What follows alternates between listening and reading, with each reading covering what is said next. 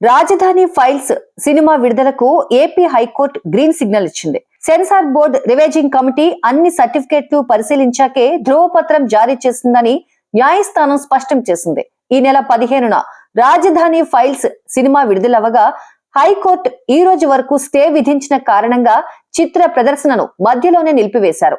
సినిమాకు సంబంధించిన పూర్తి రికార్డులను అందజేయాలంటూ న్యాయస్థానం చిత్ర బృందాన్ని ఆదేశించింది. హైకోర్టు ఆదేశాల మేరకు ఈ రోజు సినిమా నిర్వాహకులు సెన్సార్ బోర్డు సర్టిఫికేట్ అన్ని ధ్రువపత్రాలను కోర్టుకు సమర్పించారు. దీంతో అన్ని సక్రమంగానే ఉన్నాయని, సినిమా విడుదలకు ఎలాంటి అభ్యంతరం లేదంటూ హైకోర్టు తేల్చి చెప్పింది.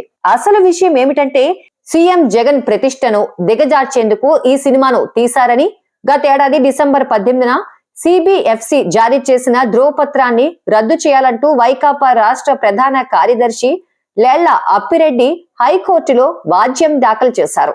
ఈ నెల 13న విచారణ జరిపిన హైకోర్టు సినిమా ప్రదర్శనను తాత్కాలికంగా నిలువరిస్తూ ఫిబ్రవరి 15 మధ్యంతర ఉత్తర్వులిచ్చింది. ఇక ఈ రోజు విచారణ చేపట్టి చిత్రం విడుదలకు అంగీకారం తెలిపింది.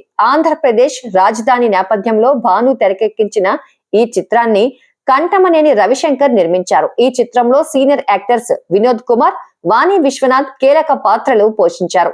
హైకోర్టు ఆదేశాలతో చిత్ర బృందం ఊపిరి పీల్చుకుంది. ప్రస్తుతం రాజధాని ఫైల్స్ చిత్రం థియేటర్లలో సందడి చేస్తోంది.